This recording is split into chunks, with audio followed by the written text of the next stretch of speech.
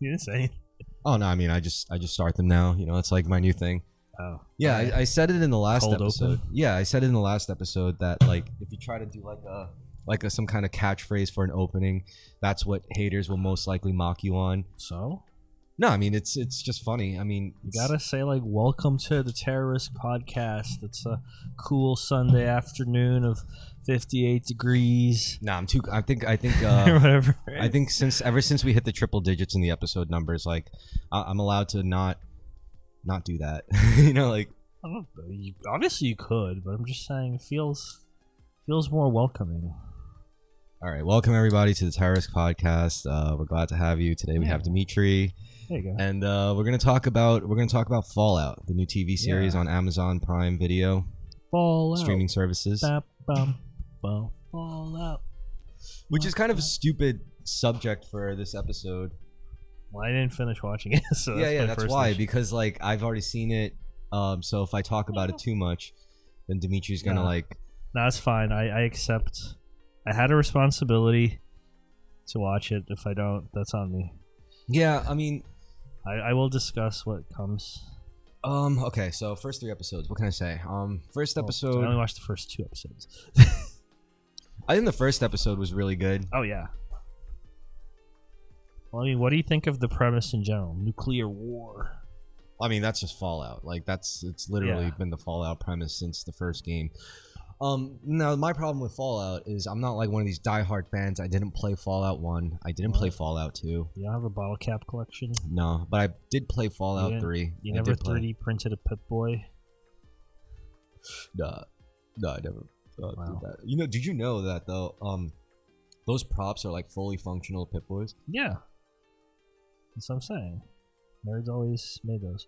No, okay. Also, no one played Fallout 1 and 2 unless you're like 45 or some shit, or you went to like you made like an effort. Fallout 1 and 2 are like from the 90s. Yeah, any gamers that were born in the 80s played Fallout 1 and 2 for sure. Yeah, so that was the generation that had like kick-ass RPG games like Baldur's Gate 2. Well, the other one is like XCOM, which they also remade. XCOM kicks ass. I fucking love that game. Yeah. Before XCOM, I was like, I guess my first tactical game like that was Final Fantasy Tactics, which I absolutely loved. Well, Final Fantasy Tactics Advanced for the GBA. Well, okay, so I love the Tactics series, but I would argue they're not like XCOM or Fallout. They're a little different. Yeah, I think Tactics is more like a Fire Emblem. Yeah, well, of course. No, but I'm saying like the JRPG stuff is more grid-based, right? I don't think the originals were grid-based. Were they? Wait, XCOM? Yeah. Yeah, XCOM was like XCOM. when I think of the reason why I like it is grid based. XCOM is a grid based game. Feel like? Yeah, I don't think I played it. What? Yeah, I don't think I played it. You never played XCOM? If I did, it was so long ago.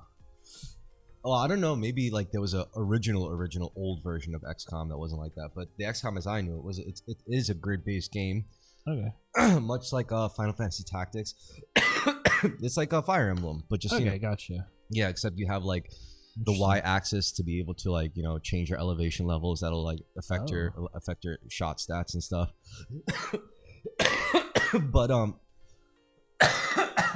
die. Fucking allergies. Yes. Yeah. Says Chris as he smokes a blunt. Yeah. So fucking Final Fantasy Tactics was like actually no, my first introduction to like grid-based RPG games like that was Fire Emblem, which I also loved. Yeah, you played Fire Emblem first? Yeah. On which system? Game Boy Advanced. Oh, nice. I think they did it wasn't the original Fire Emblem they remade for GBA, or maybe it was, but it was really good. The reason why I really like that game, which Final Fantasy Tactics didn't even do, but I really loved Fire Emblem because they had like a permadeath mechanic for all the characters. Yes, and that's awesome. I love permadeath because well, I don't know. It makes you feel like more shit for your like the consequences will never be the same. Yeah, and I do like the idea of like collecting your merry band of warriors and like you got to take care of them. You do. If you lose them, then you can never Right. Do you smoke weed? No. Oh yeah. You ever played Tactics Ogre? That is not grid based. No. That's more like really shitty real time, but like on an SNES. Yeah, I Final Fantasy VII was kind of like that too. Like, No, I mean like you have a map and you move units. oh, okay. But like they walk slowly across the map, and then they like intercept other units, and then you have like a battle. Yeah. That's weird to explain. I guess the grid-based games, you could really define. You could look at it as like chess, really. It's like a game. It's like a big, weird, ever-shifting chessboard. Well, it's chess inspired for sure. Yeah. Yeah, and it's a turn-based function, you know. So there's that aspect. So it is a lot like chess, except instead of moving one piece at a time, you move all your pieces at your turn, and then. Well, I mean, there's games after chess that like have multiple moving pieces, right? Yeah. Of course. I can't think of it off the top of my head, but yeah. I mean, the typical JRPG is kind of like less advanced in that regard when it comes to combat, because battle systems suck. You know what I'm talking about, right? Yeah, like, sure. Yeah. Like Final Fantasy VII is like very simple compared to like tactics. Yes. However, that whole like battle system, that turn-based battle system, that didn't just come from nowhere, and I don't think that conceptually. The Japanese came up with that because it was a lot like. Well, I think they're taking from D&D, generally speaking. Right? Okay, I mean like the more specific example of like where I do a move, then you do a move.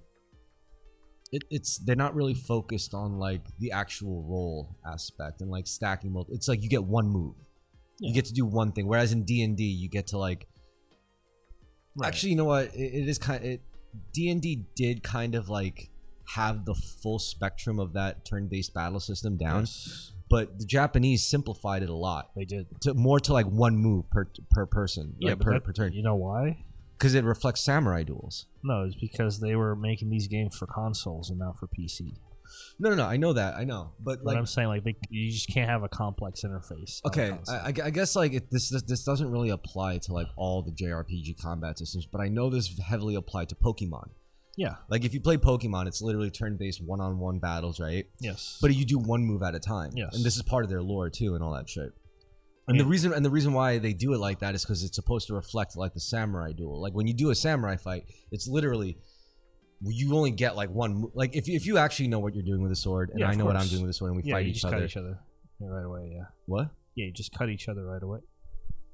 Yeah, but no, I mean, if we're both trained, then we have a better idea of what a sword fight is actually like compared to like a person who only watches movies and they think it's like a long, drawn out sequence of like swords clashing and like all this movement across like all terrain. It's like no, a real sword fight ends in like one or two moves. Yes, for sure. So like that's what it's supposed to I mean, okay, so it ends in a blink of an eye. But if you break down what's actually going on there's a lot in that 6-second fight, it's first opponent steps into closing distance. Second opponent responds by putting up a guard. Opponent responds to the guard by flicking it away. The other opponent responds. You see, if you really break down like a sword fight, they're actually doing like really one movement at a time. Same thing with Pokemon. It's like that's what they're trying to I think reflect with their combat system. Maybe, but I think they just wanted like something you could do on a Game Boy. No, that's not. They didn't have to do that though. They could have made it just a card game, but they didn't. They took it a step further. Well, I also think like the Pokemon battle system is just not very good. It's not. No. Well, like I never thought like they were difficult games. I never thought the stats. Well, first of all, just because something is difficult doesn't make it good. But I see what you're saying. Well, forget like that. I'm just saying like you could just power through it by leveling up, or like not knowing what you're doing. Okay, but what like, but if you're speaking from the context of like used to playing like I don't know, like fucking Pokemon Red and Blue version. Yeah, that's what I'm talking about. Yeah, but now it's not really about that anymore. Now the Pokemon game is really about like officially sanctioned tournaments and shit like that. Like it's a lot more competitive because of online play. Yeah. Like basically the campaign is just like the vanilla game you get through just to get through it, and then you really want to like get to the end game so you could get to like stat maxing all your Pokemon so you can compete at an end game level. Yeah, I mean, there's a whole discussion to be had about like the internet. So here's what I say. I say you're right in that Pokemon's battle system, combat system has a lot to be desired, but I will give them props for being able to facilitate this still like massively competitive like multiplayer.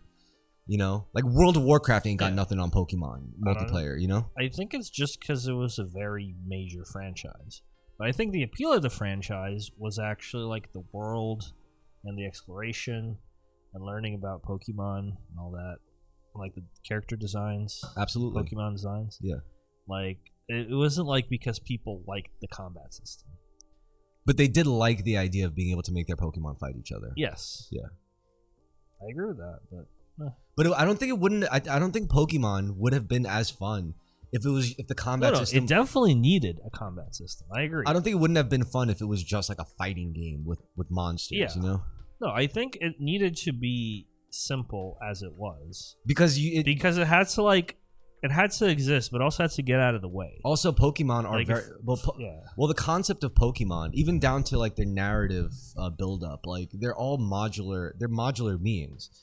In terms of like function when it comes to combat, like you mix and match moves with their type, you know, with their race, pretty much. Like you have to like you also have to breed them, you know, if you want like maximized stats for like certain traits. Yes. And like in because the combat was simple, what it was, it allowed a lot of room for like weird, different nuanced customizations and combinations, you know. Well, no. See, my argument is a lot of the nuance just wasn't relevant. That's what made the combat so not great. Yeah, but I think it is actually.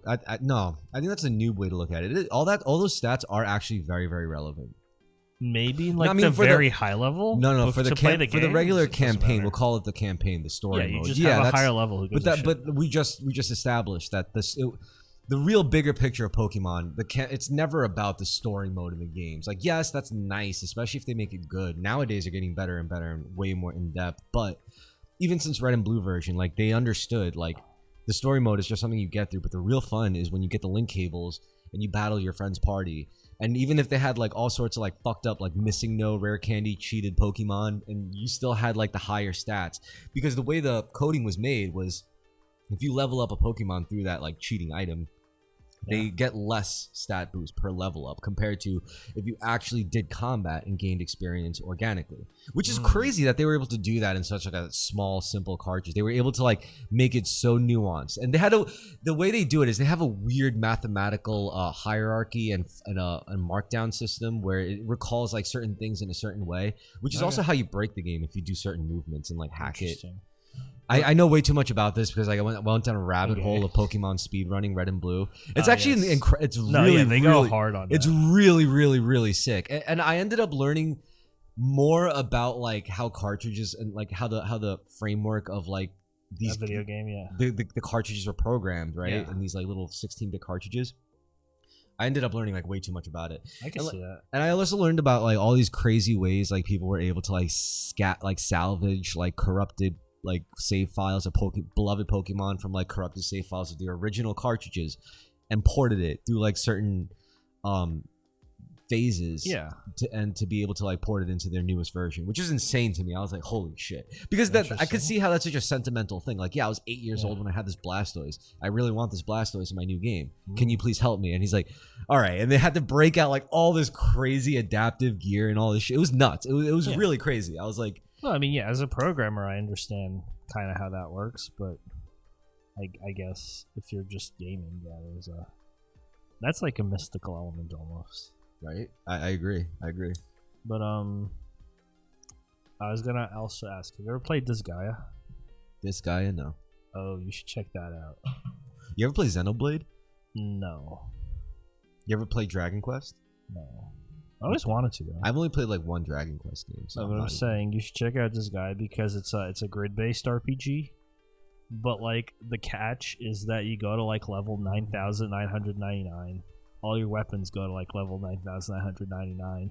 There's like randomly generated dungeons. You could go like maxed out God mode. No, but I'm saying like there's just so much leveling and just so many things to level. It's kind of like it scales out like crazy. Yeah, it's like a completely like absurd tactical RPG. This is what I'm saying. Like with 16 bits, you could do that game was probably that was PS2. Yes, earliest. That game's probably like on a laser disc. But I'm saying like Yeah, you were able to do some very neat tricks, and it's weird. Like you're right, it is like a mystical element. Like it's a weird how you have to like use weird recursive programming on like more limited like frameworks for like to hold the software. You know. Yeah. Do you think we've cucked our audience out of Fallout content for long enough? What?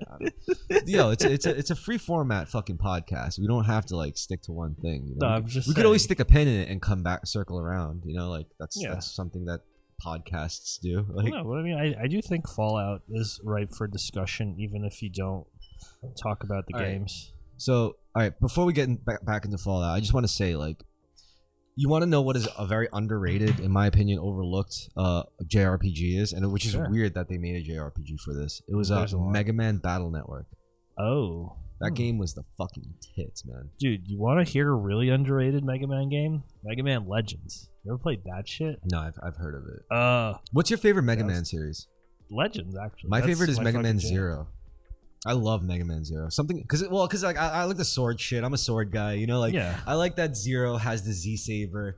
It just always like it hits. I love Zero. Zero's the man. But Mega Man's the OG, of course. You know, no one could beat him. Yeah, he's a fighting robot.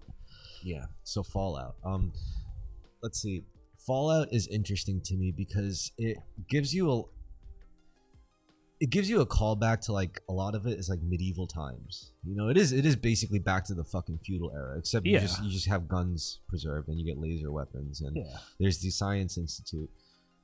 I've always loved the idea of the Science Institute. That was like one of my favorite parts of the game. But it got corny after it's like during 4. But when it was like more of a conspiracy thing, it was like holy shit. All right, cool. You actually played the games.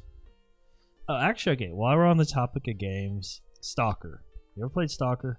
No, but I've watched a lot of playthroughs of Stalker. Like, I think like Stalker is like what Fallout kind of wishes it could be sometimes. Yeah. Fucking love Stalker. I could see that. The only thing about Stalker compared to Fallout... Ironically, that's based on a movie that came before the game. I mean, I do have to say, though, like fucking Fallout is... It's nuanced. It's definitely still its own thing, though. Like, oh yeah, for sure. No, I'm not trying to hate on Fallout. No. Because the post-apocalypse. I love Stalker so much. The post-apocalypse. It's easy. There's overlap because of the post-apocalyptic themes and genre, but and also like the gunplay, the radiation, and the radiation. Because that's the most likely doomsday scenario we imagine for ourselves is the fucking nuclear apocalypse and shit. Well, in the case of Chernobyl, it actually happened. Yeah, exactly. You know, so I mean, okay, all the supernatural stuff, no, but you know, But that aside, one of the things I like about Fallout is, I guess, like, despite the fact that it's first of all, like, it's very cheap and kitschy when it comes to like the aesthetics, because that's the whole point of it reflects the era. It's that like the retro future, retro future and all that shit, which is very optimistic, which I love. You know, like, and then meanwhile, like, reality of like a horrifying nuclear holocaust would actually be like really brutal and terrible, which is great. Yeah. So it's interesting to me because watching the show, I know the game has the kitschiness and I think it works for the game, but I feel like for the show, like it's a little I don't want to say like jarring, but like I feel like the show might have worked better without the kitschy retrofuturism, but then it would have also been too generic. Yeah, because that's part of the part. It's part of like Fallout's thing, you know.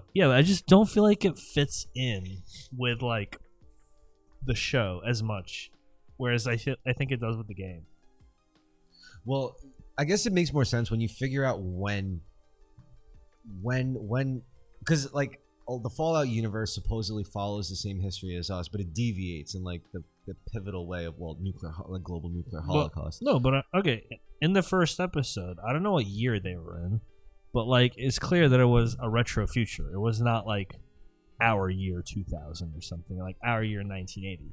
They had all those cars, they had all those buildings, like they had all this other stuff. So I think what happened was they harnessed nuclear technology, and instead of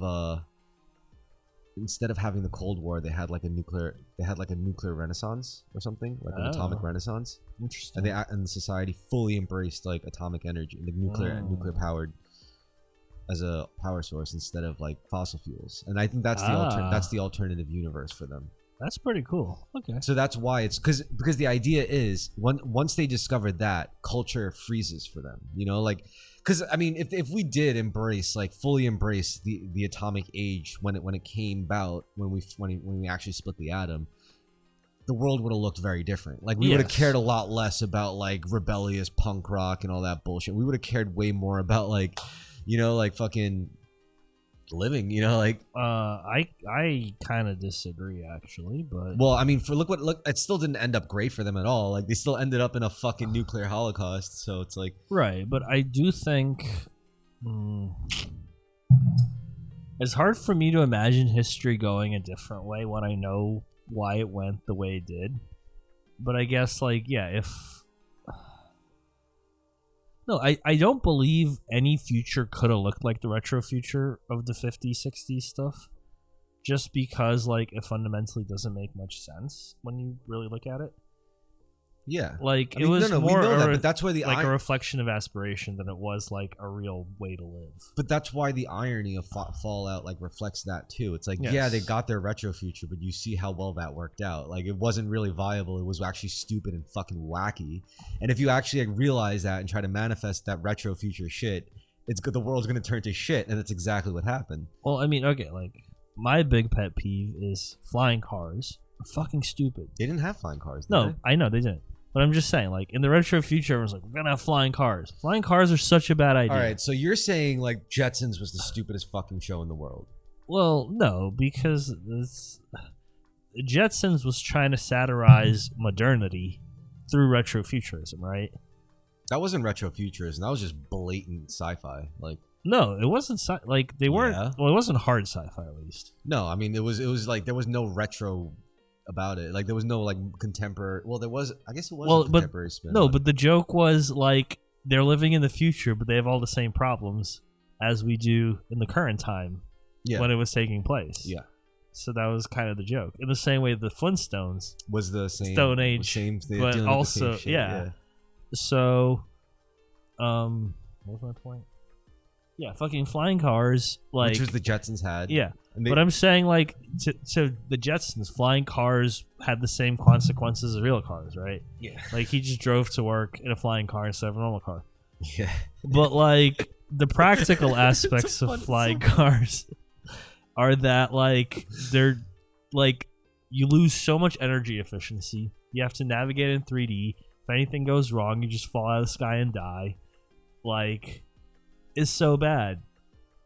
What if we did have technology that could just like break the laws of time and of like just break the laws of physics and be able to traverse through time space in like the blink of an eye? We do, but the lizard people don't want you to know about it, Chris. Oh fuck. so don't say it on the podcast. I mean, what would you do? What would you do if you had access to that kind of technology as a government entity? Like, would you keep it a secret or would you let people know about it? First of all, like, can you keep it a secret? I mean, first of all, the implications to that shit is like, I'm not saying it's true. I don't know. I'll never fucking know probably in my lifetime. If I ever did come close to knowing, I'll probably get shot and killed. Or they'll fucking tell you just to fuck with you. And then be like, you can't tell anyone. Everything you talked about on your podcast is real. You're also going to die in 3 days. You're going to like, what? I mean, I would accept it. I would at least die knowing, aha, fucking knew it. Yeah. But anyway, like, if that shit is true, like, that's kind of, I mean, first of all, yes, there's going to be, they say, like, there's this really popular, like, new age quote. The truth will set you free, but it'll piss you off first. You know, because the implication is, yeah, if it did come out that like, oh yeah, lizard people have been keeping like anti-gravitic technology away from us, you know, from public knowledge, that would be pretty fucked up. That would be pretty like non-ethical in my opinion. I don't know. Do you think like you can't understand why they did that? I could easily think of so many reasons why they would do that. I mean, for example, if we had access to that technology, we basically have access to unlimited propulsion. If we have access to unlimited propulsion, that's unlimited energy. Yeah. If we have access to unlimited energy, I guarantee you the way we are now, we will breed at such an uncontrollable rate, and we will destroy this planet in very, very quick order. That's okay, because we could leave it. Actually, yeah, that's a good point. But we can't terraform. But maybe We can. I don't know. With that much energy, you could totally terraform. Yeah, you could terraform. Maybe you know terraforming the fuck out of things. Maybe we just weren't ready for it. Maybe we will be ready for it. Given that it exists. Maybe we aren't ready for it. You know, yeah, like maybe we should get ready. Yeah. Maybe Musk is trying to bring us into fuck Musk. the retro future. You got to look at like Raytheon. You got to look at Boeing. You got to look at Lockheed Martin. Boeing's doing bullshit right now. Boeing? Yeah. Dude, the bullshit Boeing is doing is literally just bullshit. That the whole public fucking facade market of like.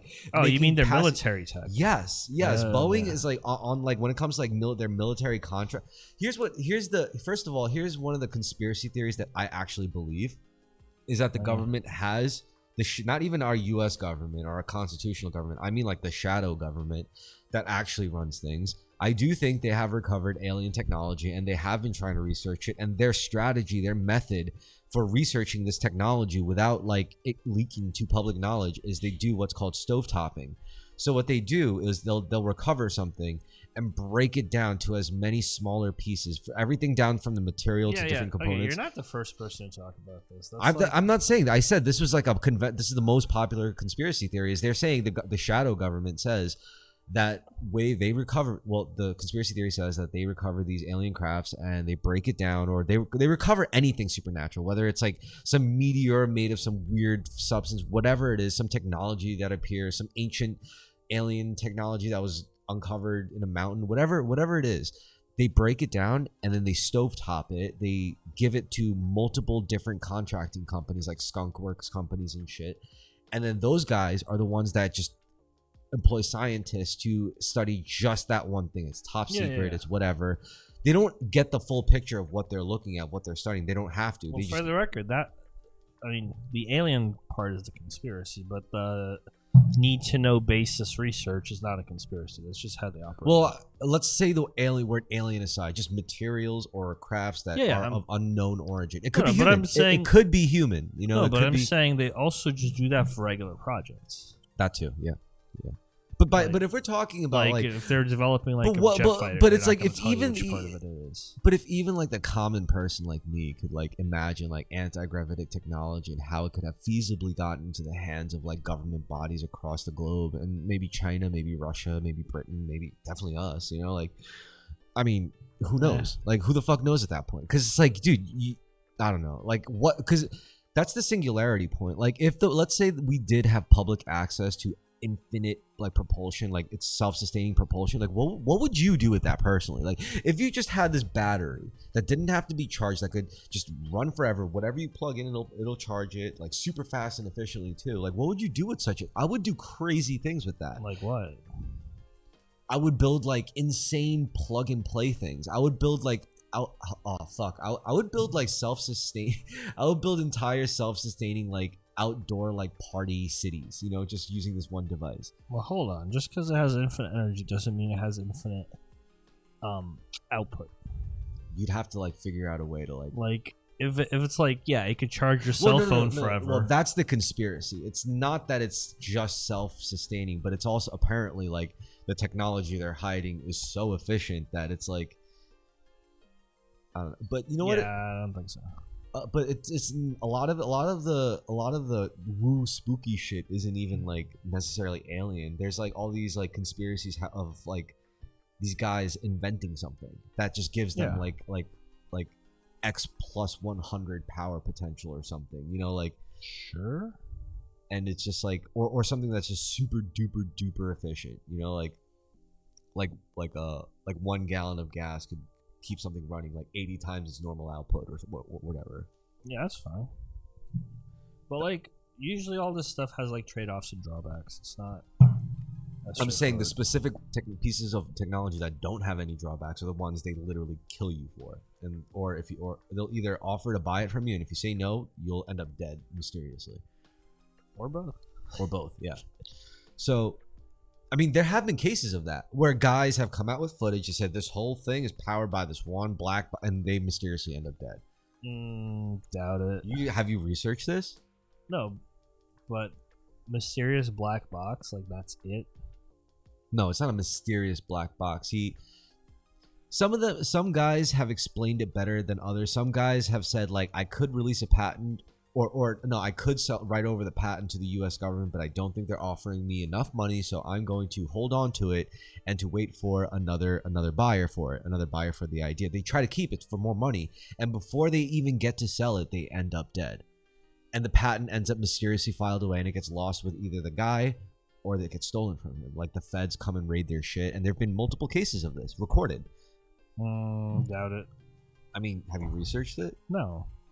I've done a little bit of research, and there are recorded like instances where federal agents have come in to a recently deceased inventor who was literally working on this shit, like energy efficient, like hyper efficient output energy devices, and like they were onto it. They did it. They cracked it multiple times. Multiple different dudes have done it from varying degrees of success, but the ones who were more successful ended up either mysteriously dead or just shunned in some fucked up way. I mean, I don't believe that.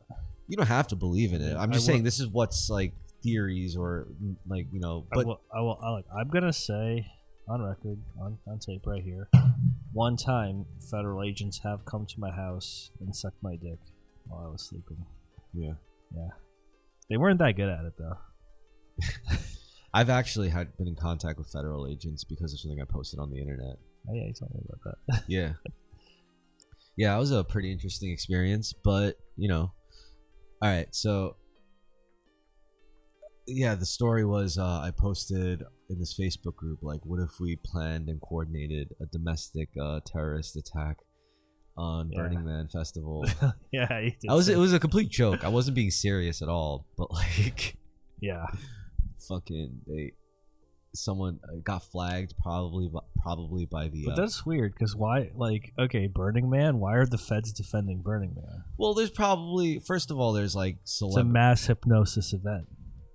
Think about it. That's true. That's planned by the feds. That's the whacked they want out, you to attend Burning Man.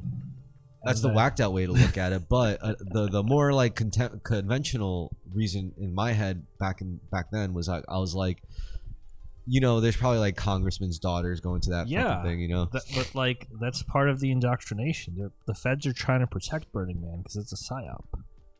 Oh yeah, Burning Man is definitely on the surface even a psyop.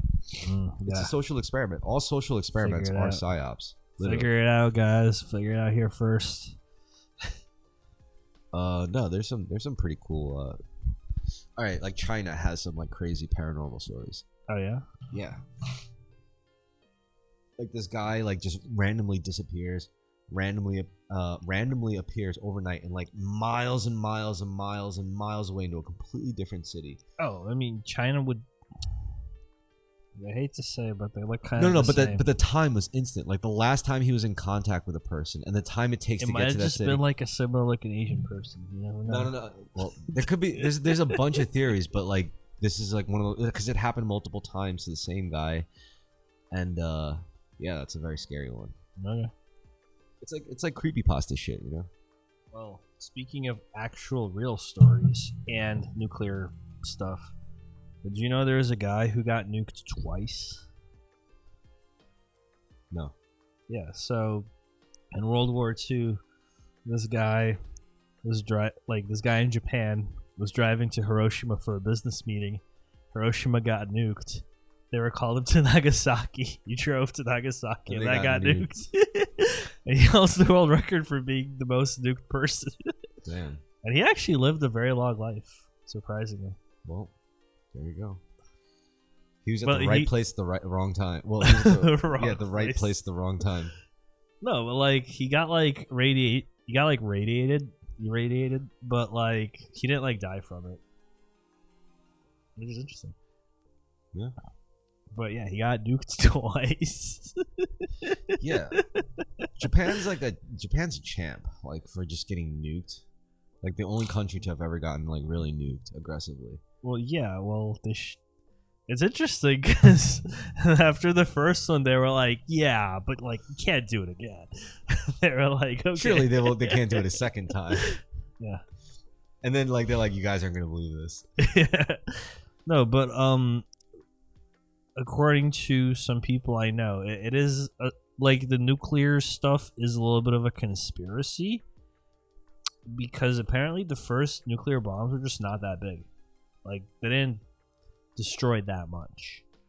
Well, I mean, yeah, there's like nukes. Like, but... no, I mean, like, they destroyed more than like a normal bomb. Yeah. But they didn't destroy like more than like a bombing raid. So you're saying it was exaggerated?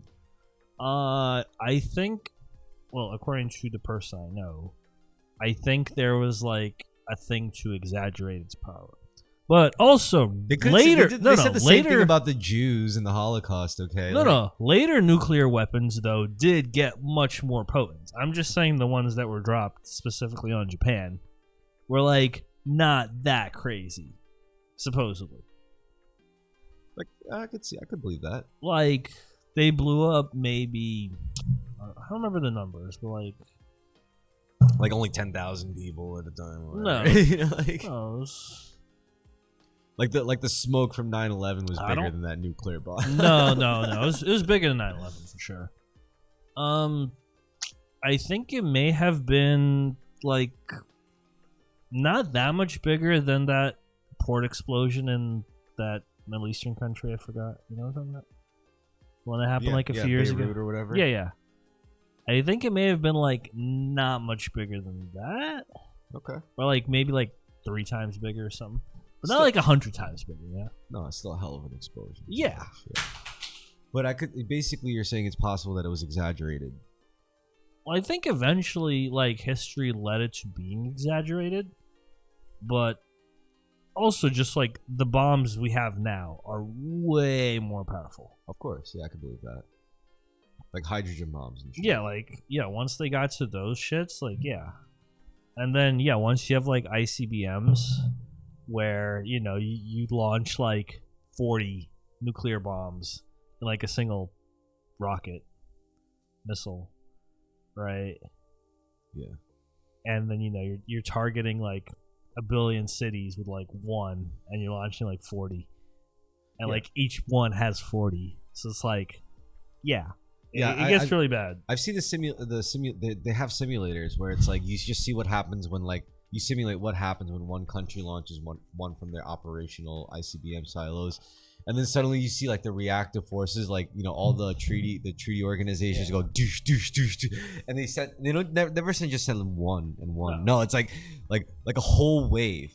And before the first wave even hits, they make sure to send the second wave, just in case the first wave doesn't do the job. You know, like, yeah, of course. So it's like it's literally instant Armageddon, like within a matter of time. I mean, the fear is, will it set the atmosphere on fire with that many nukes? Probably, maybe. I mean, it's possible. Maybe it's probable, but I don't think it's a full guarantee. But everything will definitely get so fucked up, and we'll all probably die. Actually, recently, I don't remember why, but I happened to stumble upon reading about the, like, how you would intercept ICBMs and, like, what you'd need to do it. Well, and, like, the latest advances.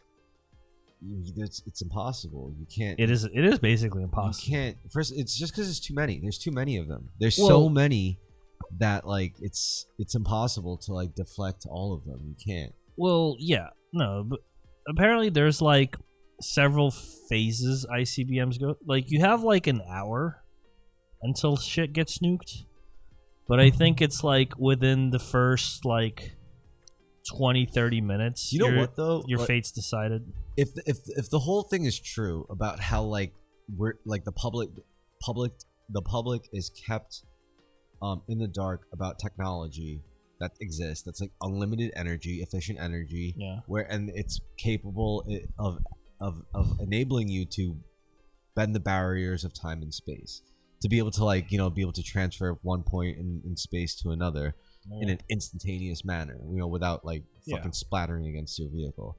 So if we do have technology to do that, that would explain why we haven't blown each other up to bits with nuclear weapons already. Maybe we've gotten to the point where, like, the people who are really in control know nukes are just stupid. Like, they're not even a feasible method of ending the world anymore, because maybe we do have the means to, like, just neutralize it. No. Okay, first off, if we did have such means, I would think Israel would be a much bigger country. No, I'm joking. Like, why we got war in Ukraine? Well, because the war is necessary to, like, first of all, stem a bit of the population. Second of all, to give an In excuse. Ukraine? Well, also the military.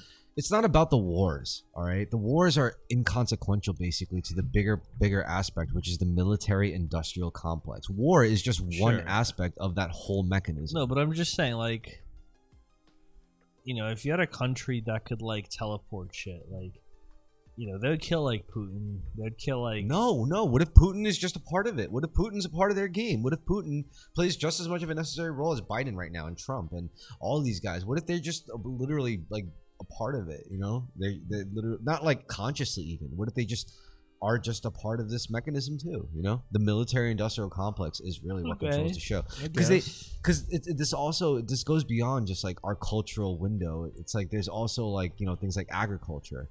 You know, they say, like, the most shadiest government body has nothing to do with military or intelligence. It's actually energy. Yeah, that's part of it. I don't know if it's shady. Apparently they do a lot of sketchy shit. You know, like, well, like what? Like kill people for energy technology patents and stuff. Which well, that's really, what you said earlier, yes. But that's the most. I don't like, believe that. But that's the most world-changing element, though. It makes sense why the government will be so invested into keeping not things hidden necessarily, but to keep things controlled. Like like if energy gets out of hand when it comes to humanity, think about it. That would change everything maybe way too quickly. I mean, because I don't know. Yes, I know it's cruel. I know it's very cruel to think that our government will be purposely putting us through this, like, fossil fuel war with each other, which is definitely very crude. Let's fucking admit it. Like, the fact that there are people who are, like, in this world who are struggling to, like, light their fucking stove every night. That's fucking weird. That's like, what's the word? Fucking, that's so contrived, you know, like.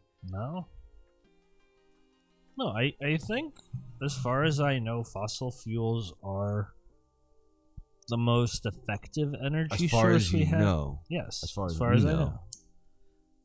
No, but, like, other stuff just doesn't hit the same. Why? Just regular trade-offs. Maybe not. Maybe we could be using something better. Okay, I'm pretty sure if we could, like, every government would have jumped on it. No, what if they purposely don't for a reason?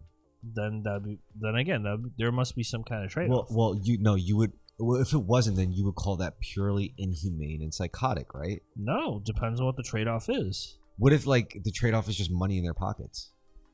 Why would they need money if there's total domination and control over humanity? Yeah, but, like, you don't think infinite energy would give you more of that? No. It could, for sure, easy. No, how could you be in control if everyone could live the life of, like, a being who's in contact with infinite energy? Like, you know, you got to keep scarcity mentality to make a person controllable. No. So, you can't control people if they have an abundant mentality. No, just because like, the government would have infinite energy, but then you'd make the energy scarce downstream. What if they do have access to it and they are making it scarce downstream? Actually, I don't need you to know it. So, I mean, like, it does... Or, like, they'll just use the infinite energy to get whatever the fuck they want. What if that's exactly what they do? Maybe, but then... I'd need, like, evidence of that. What? I would need, like, evidence of that happening. As far as I could tell, we're talking about an entity that has access to infinite fucking energy. I'm pretty sure they could obscure any kind of evidence they want. Yeah, but they could probably bend reality for us. You know, they could probably literally... God bless you. They could probably control everything we see, hear, think, smell, taste. They could probably control the nature of our reality. Remember when I said... to what end? Like, why would they care that much? Because, dude, our output of emotional energy isn't just something to be taken for granted. That is everything. That is literally the essence of creation. Maybe. Anyway, let's get back to Fallout. What about Fallout? I mean, Fallout, it's a fucking show on Amazon. Fucking watch it. The main character is really hot. I really like her. Yeah, I like that they're getting, like, new actors and actresses that are actually, like, good. Well, I like how they purposely picked a big-eyed fucking person, because like that would be like the ideal person to pick for a vault dweller, like someone with Yeah. big gigantic mole eyes, you know, like Yeah, she's fucking anime waifu. Yeah. well, and also the reason why I liked her is because like her, I do feel like a very optimistic, forward-thinking, positive, but just purely as an artificial product. You know, like I was just like artificially, like through hyper capitalism, raised in an American country, just like be designed to be like this purely driven, like optimistic. I mean, on a spiritual level, I know that's not the case. On a spiritual level, I do care about like all the love, but I only survived to discover that because I happen to be like this generated, you know, like cookie cutter, you know, because I believe in all the efficiency laws, which is like, yeah, I should, first of all, I should try to give back more than I take. That's always a good practice. I should try to like, you know, clean up after myself as best as I can, you know, like follow the campers rule, leave it better than you found it. Yeah. When you can, where you can, you know. I mean, look, like, yeah, I made a lot of bad decisions, but there's certain things I just knew I always had to keep doing, right? Yeah, true. And yeah, so that's why it's kind of bad that I don't. No one wants to identify as a vault dweller, but when you identify as the vault dweller, you're like, whatever, you know. Well, I mean, I don't want to say it's like an allegory or a metaphor, but I do think they're kind of going for that sort of like, you know, upper class privileged position in a world gone to shit that's like naive. It does have, I think it does have like a kind of like an unseen spiritual aspect of it to like the narrative, honestly. Like how the idea, like the show plays around with intertwining destinies, you know, like across multiple perspectives. Oh, you know what? You ever read like the Neuromancer trilogy, the William Gibson? No. Okay, that has a lot of that. Yeah. You know what I will say, that it could be upsetting to some people, but the Fallout show was basically ripping off of like Westworld. I thought about that, but no, I fucking hated Westworld. Exactly. I mean, I Like, didn't hate Westworld, but I could totally see how Fallout is like completely lifting off of like so much of the Westworld structure. I have a whole rant on Westworld because people are like, "Oh, I'm bad after season 1." No, I think it sucked during season 1 as well. All those twists were dumb. Like the fact that the guy was like the twist of the guy being in the future and it taking place in 2 different timelines is fucking dumb. Robot shit's fucking dumb. The fact the guy's robots. Wait, like, so you don't like that mechanic where it's like you have the A plot, but then they're showing like parts from the future B plot. But but you don't know it's the future, and then it turns out it is. Like, no. You don't like that shit? The problem is like none of it amounted to anything. Did you see the series finale? Yeah, robot. No, because I was like, oh, they're gonna have like robot. It's like the best summary ever. Yeah, like I can see that as a meme, like ... robot. You know, no, like, because you're like, oh, they're gonna do something unique with it. They're like doing all these plots. They're like building. And it's like, nah, the robots are just gonna rise up and kill everyone. Robot. Like everyone would think, okay, yeah, you needed like 12-hour-long episodes to say that. Fuck you. Okay. No, but you know what it reminded me of? Well, you know what did that idea better? Like where robots like just... all of them, like every show did that better. It's so cliche at this point. No, but yeah, you're right. Like, but Pantheon did that so good. Yeah, Pantheon, I agree. Pantheon actually had unique ideas. Yeah, when it came to... Yeah, thank you for recommending me that one. Yeah, when it came to like robots taking over, I was like, yeah, it was robot. But that's like... but like they did a good job with it because it was more unique than just like AI uprising. It was like, you know, they really played with like ethics. Yeah, exactly. Like... But they did have a robot element to it, but the robot just went off and became its own god in the galaxy, which is amazing, by the way. Yeah, I thought that was a really interesting spin point. Yeah, because you would never expect that. You were like, did they seriously just come back because they were like, they remembered their creators and they were like, they knew this was a pivotal point and they were like, yeah, we got to come back. Yeah, accidentally made a higher life form AI. Yeah, that happens apparently. And what I did like is like it did still boil down to a singular group of individuals because that's still how it would play out. Even if it was something like incredibly profound that Well, governs us all. okay, I'm half and half on that. I think they use like individuals because I mean, it makes for like a more coherent narrative. Like if it's like too scattered, you just wouldn't be able to like show it in a story. I think what's undisbelievable is that they're all in contact with each other, and that is the unbelievable part. But what is believable that it could boil down to just one person, like in their relationships. But yeah, it all just like converges on one person's decision. No, but I mean, I would still argue. Okay, Neuromancer trilogy, because you didn't read this, said by William Gibson, right? Yeah. So it's Neuromancer, Count Zero, and Mona Lisa Overdrive. Right, and it's basically about how AIs kind of like manipulate people for their own goals. Yeah. To like become more powerful. But you never really know that. Basically what you get is like, at least in the later books, you get like 5 separate stories of like unrelated people, like completely unrelated people. Like they don't know each other. You get like an executive, like a prostitute, a bodyguard, like someone's daughter, right? At a coffee shop or whatever, yeah. Well, no, it's like the future. They have like corporations and shit. Okay, whatever. Yeah, keep going. But like, and all of them get like assigned like random missions or like interact with like weird things, and then they have to carry out like some task. And meanwhile, it's the same entity that's been directing them. Yeah, and then it all leads up to being like, oh, this actually just helps make the AI more powerful. Yeah.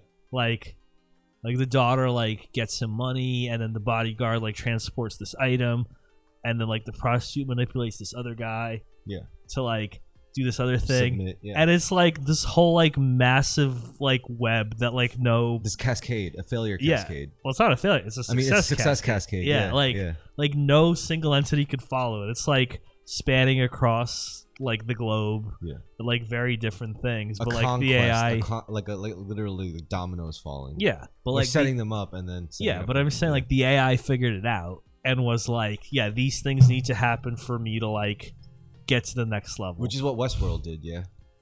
No. Westworld didn't have an overarching AI, did it? I forgot. They called it Roham Bomb or whatever.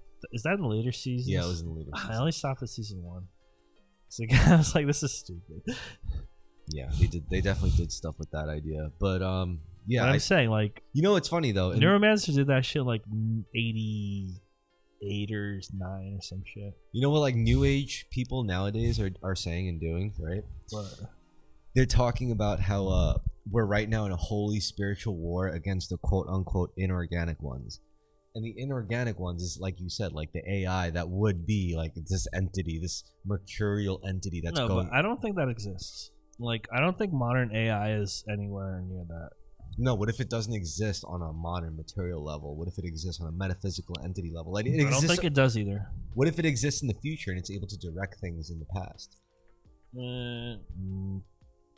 How would you fight against that in the present? Love, human connection, humanity, organic connection. But it would like anticipate it and like deal with it. That's what we're doing by loving each other and being good to each other and being compassionate. We're relying less on. There's less of a need to mechanize and automate things if we focus more on human connection. I mean, I agree with that. I mean, it sounds corny. It's very corny and it's very. I don't cheesy, think you need the threat of like future retrospecting. But it's AI. You shouldn't. First of all, you shouldn't do it under the threat of whatever. Yeah. Basically, you should just naturally embody that, and that should just be your natural frequency. And if that is, then even if the AI does exist, like you'll exist in spite of it. Like yeah, hopefully.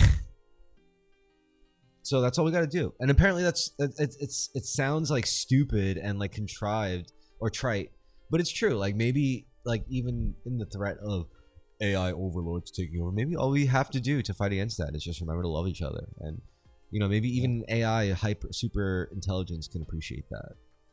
Wait. Speaking of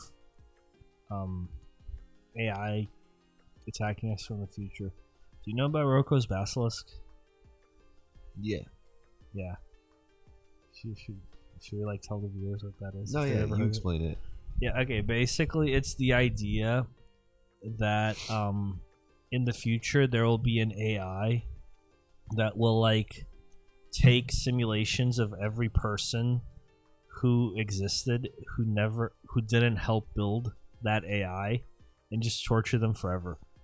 So Okay. you either help build that AI in the present and save yourself infinite torture, or you get tortured for all time as a simulation. What would you do? Fucking simulation. That's not me. What? I'm not a simulation. I don't give a shit. Wait, what do you mean?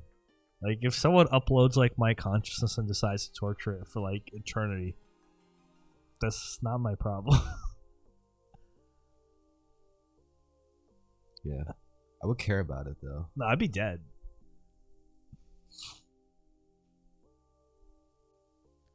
Also, I don't think they're gonna make that. What? Murderous AI? Yeah.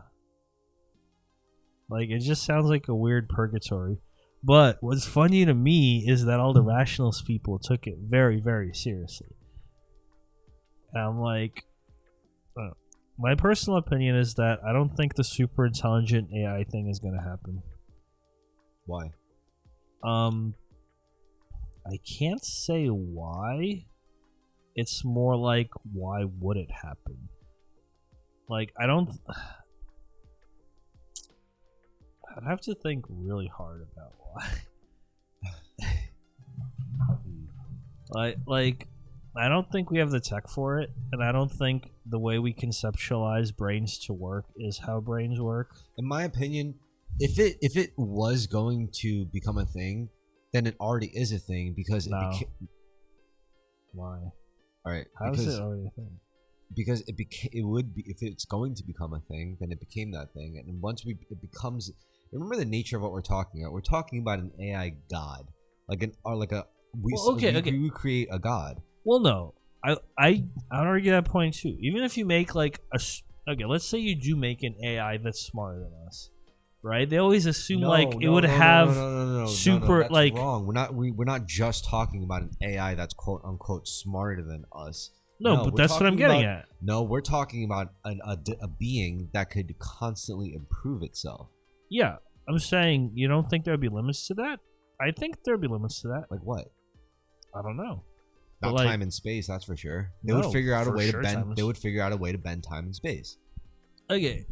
Well, we theoretically are pretty smart and are capable of creating being smarter than us. But we've never figured out like constant improving beings that would improve at that kind of rate. Yeah, because we're biological, but we're made of meat. That's going to be so limiting when it comes to like the way we process data and actually like. No, okay. My personal theory is that the reason that all the AI people or like the AI threat people think that we'll have real AI threat is because they are smart and they like wish their intelligence was like super powerful. Well, the real reason why humans are better than AI, it's nothing to do with our intelligence. Because obviously, AI would be more intelligent. Artificial intelligence will be more intelligent than organic intelligence. Yeah, No, it's not the intellect. It's humans could do one thing that robots probably won't be able to do. Jerk ourselves off. No, it's humans can using just their thoughts. Right. I don't think any other animal can do this, but using just our thoughts, we can make ourselves feel happy or sad. That's an insane ability, and I honestly cannot comprehend machines being able to do that. I cannot comprehend the ability for machines to make. They don't have feelings. Exactly. Like, I can't comprehend a machine being able to like conjure a thought, to be able to like consciously, like, let's say I'm sad and I want to feel happy, so I think happy thoughts, and suddenly I'm happy. I can't imagine a machine being able to do that. I can't imagine that, and that's something that. That doesn't mean it can't. You think it could learn that? I don't think because I know. First of all, I don't even think it engages in that paradigm. I know a machine could feel fear. I know a machine can feel fear because you can teach a machine self-preservation. Well, a physical machine, sure, but an AI isn't physical. Yeah, but self-preservation is very easy to program into anything biological or machine. It's just a rule. It's don't die. It's very easy to do. No, it's not. What? Because no, to be aware enough to understand what could lead to your death is like a really high bar.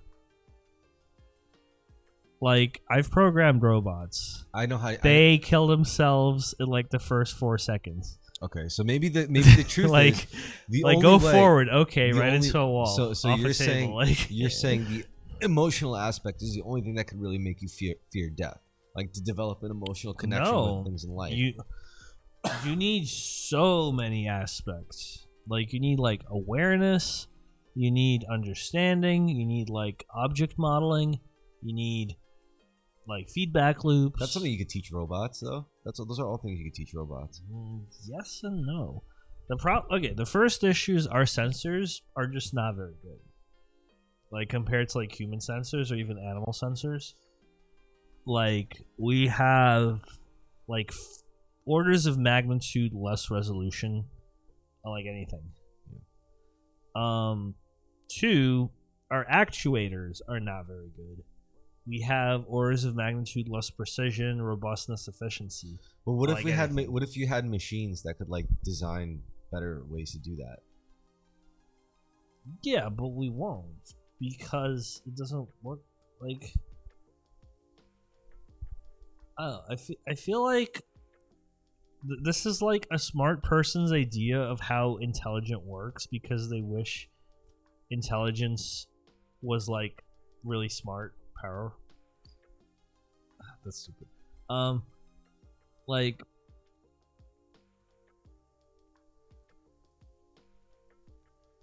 a smart person overvalues the value of intelligence, right? So they imagine that like if something is really smart, it can gain like infinite power.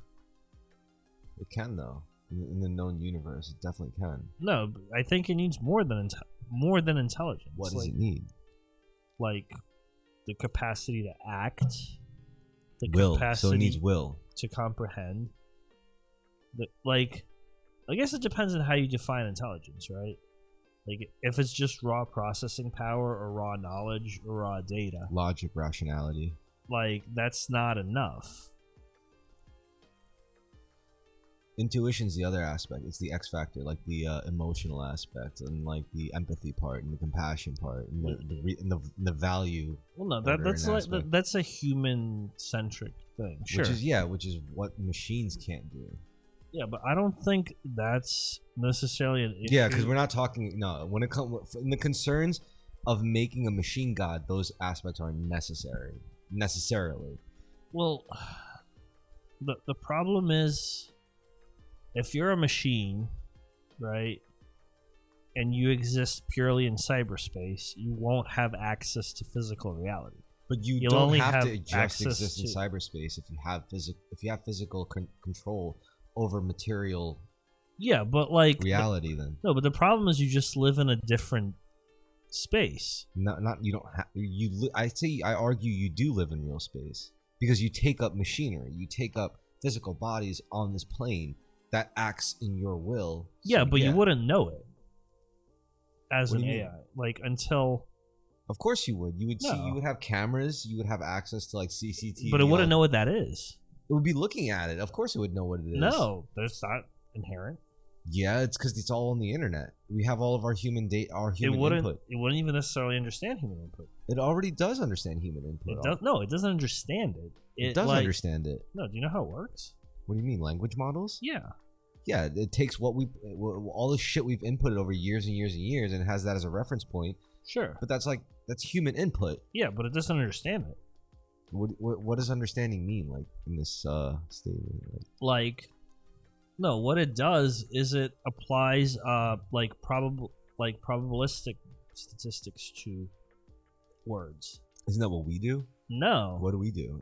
No, because in addition to our language, we have when I say like this is a bottle, right? I know there's a physical object that's like a bottle that has like a bunch of properties.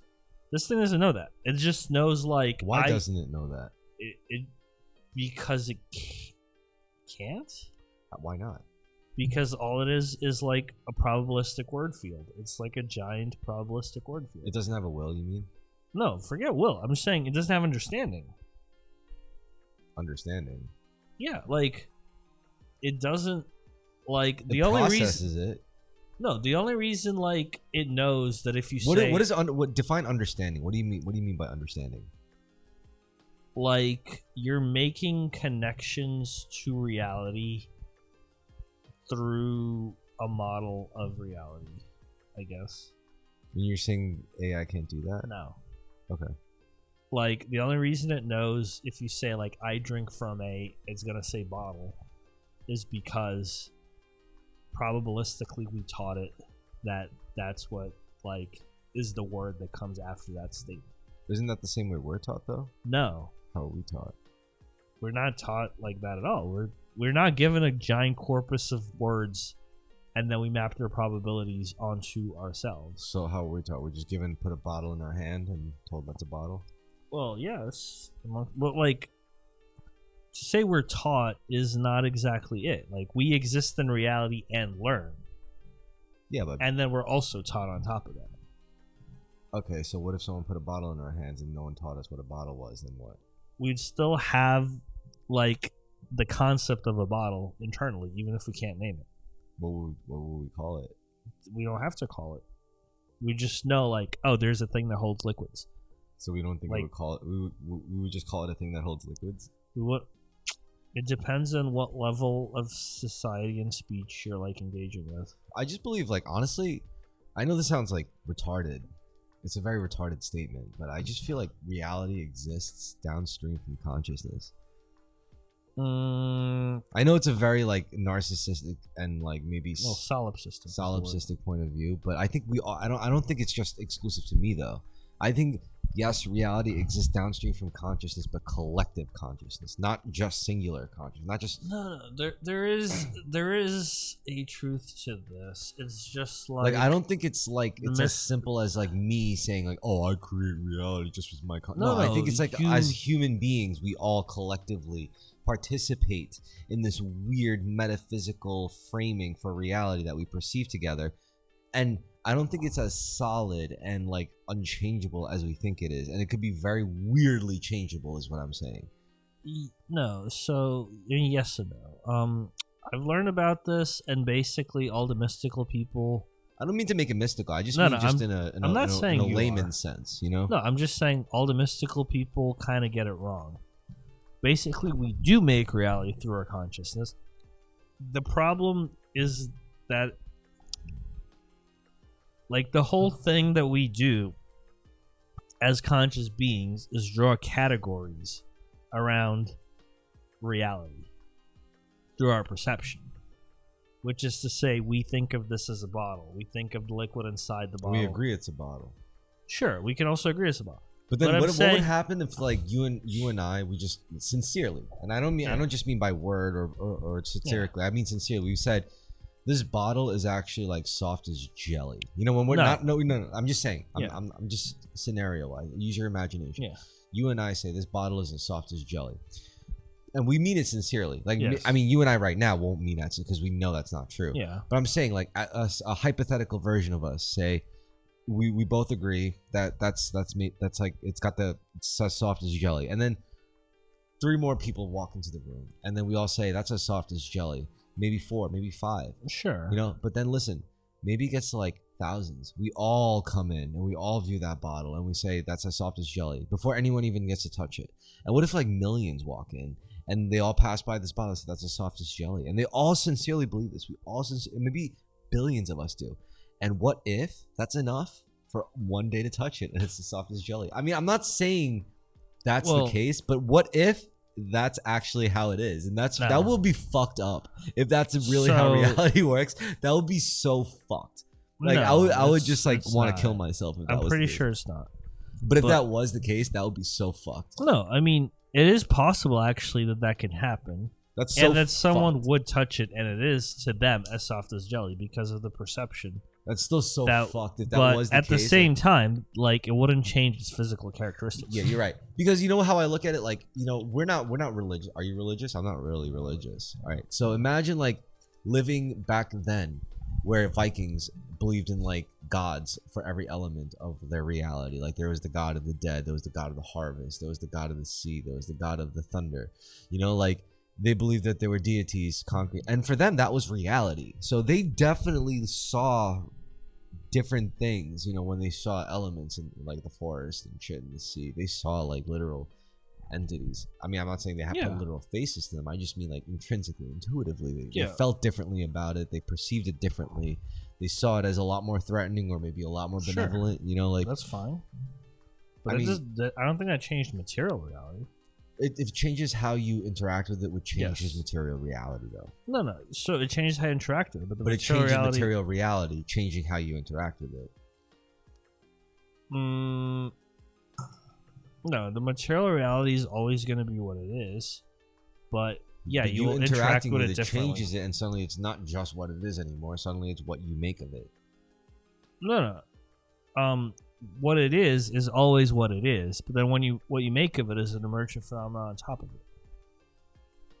Sure, but that makes, you know, like, you're still the emergent phenomenon in that case too, then. Yes.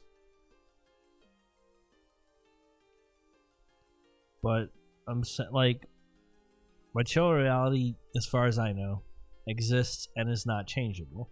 But there's changeable, though. Material reality but there's an infinite amount of ways you can perceive the unchangeable material reality, and many permutations of that perception. But then what that means things. is no one has the real view of baseline material there's reality. No such thing as a real view. Okay, then. So just because it exists outside of us doesn't mean there is ever a singular real view that could be had of it. Okay. Yeah, so I was just thinking. By the way, do you want to play a set at Coachella? Oh yeah. Maybe. Do you want to? You don't have to. Yeah, I want to. Yeah. Yeah. All right. I'll probably do kind of the same thing I did the other time I did it. All right. Wait, with the whole setup? Yeah, I'll bring the modular. You could just put it all in USB and just DJ it. It's no fun. All right, fine. I want to get a sub for it. The party. I was either gonna get a 12-inch or an 18-inch. Honestly, the sound last time was pretty good. Nah, I want a sub this time. No, they had like a surprising amount of DJ equipment. I know, those are my speakers. Fucking they stupid had your yellow speakers for sure. But I'm saying also like the decks and shit, they were like high end decks. I know. That's fine. I just mean the sub. A sub is just needed. You know, a subwoofer. Sure. Yeah, it's gonna be good. It's gonna crank. Yeah, it's gonna be sick. It doesn't have to be abusive. It could just be to do what it's supposed to do. You know? Oh yeah, for sure. Give some balls. Give some low end. Half of me wants to say there might have been a sub, but I don't remember. Like there was definitely low end. Like no one was like, "Oh, there's no low end." Those are from the speakers, the 8-inch speakers. But I think a sub would really get it fucking like lit. I mean, yeah, if you could get one for sure. Hell's yeah. Yeah. That's gonna be the tits. Are you gonna try to play Coachella?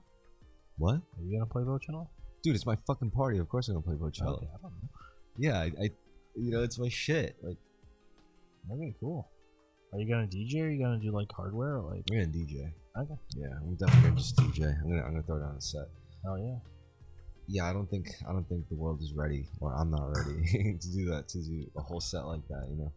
Well, that's what I said the first time I did the modular thing, but then I fucking did it and came out. Yeah, but I want to play like an hour or two's worth of music. Like, yeah, I ran out of music for sure.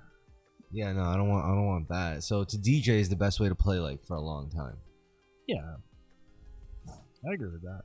So yeah, that's what I'm gonna do.